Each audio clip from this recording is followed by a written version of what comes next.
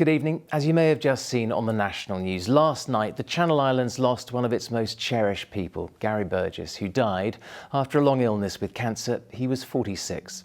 There has already been a huge outpouring both in the islands and beyond, and over the coming days more tributes will be paid from all of the media who were lucky enough to benefit from his words, humour and brilliant journalism, and of course from you, his audience and his friends. Well, here at ITV Channel, where again, we were lucky enough to experience his unique talent and love of the life right to the end, we will dedicate Tuesday evening's programme to our wonderful friend and colleague. But for now, Claire Burton has been looking back at his remarkable career. 24 minutes past 8, this is the Wave Breakfast Show, Blackpool's biggest breakfast show. A young Gary Burgess in his first job at Radio Wave in Blackpool.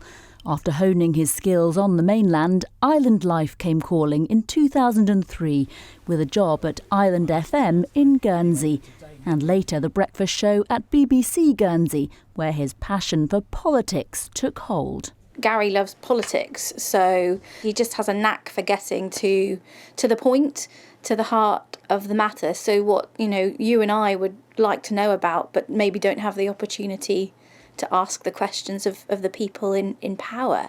And, he was just really interested in people, in island life, and really passionate about Guernsey at the time as well. Gary moved into TV in 2011 with a reporting job at Channel Television. The next decade would see him covering the biggest of stories, including Jersey's care inquiry.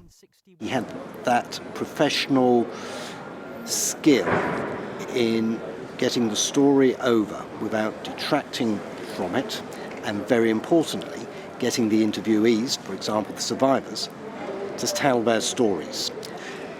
His work was invaluable because it educated us. He was the ultimate professional storyteller. That direct style gave politicians nowhere to hide. Many of them welcomed the challenge of a Burgess grilling. Gary has always been across the news in a really deep and meaningful way. His contacts are second to none, and it was just amazing to see how he would have been contacted by so many people and have the inside track. But it's a good thing that somebody has that ability to really have done their research, to ask the challenging questions. That's the whole point. Gary only left ITV in August 2021 and continued his columns in the Jersey Evening Post until very recently. Such was his commitment to his career.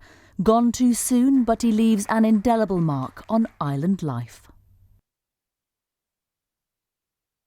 He certainly did. Well, you can see the whole of the statement from Gary's husband Alan on our website, but in it he says, in an attempt to avoid cliché, I'm just going to misquote a line of dialogue from the final episode of The West Wing, with being one of Gary's favourite programmes, and something said with love and pride by one spouse to the other. He did a lot of good, Gary, a lot of good. A sentiment echoed by the island's leading politicians.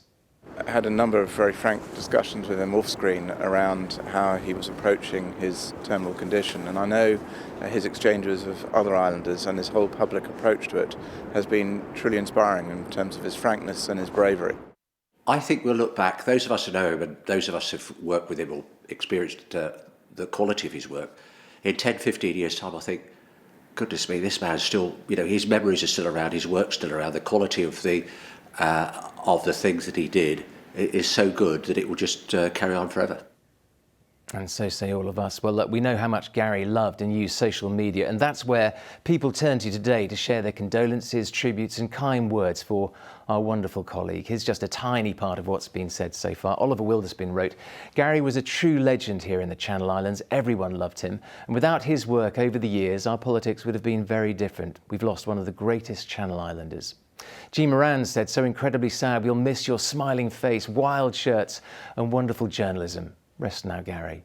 Meanwhile, Sadie Harris wrote on Facebook, this is heartbreaking. I didn't know Gary personally, but you always felt like you did, watching and listening to him over the years. That was the charm of the man. He brought everyone in. He will be much missed. Well, as I say, we will dedicate all of Tuesday evening's programme at 6 o'clock to Gary. I'll be back tomorrow with your lunchtime and evening bulletins. But from now, from the whole team here, we'll say goodbye And thank you very much indeed for watching.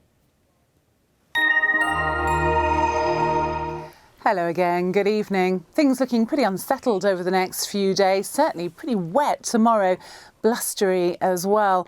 You can see on the pressure chart today's occlusion is out of the way. That's brought some rather squally, blustery showers for us. And then we've got this little feature pushing up for tomorrow. That's going to bring outbreaks of rain. Quite a miserable old day, I'm afraid.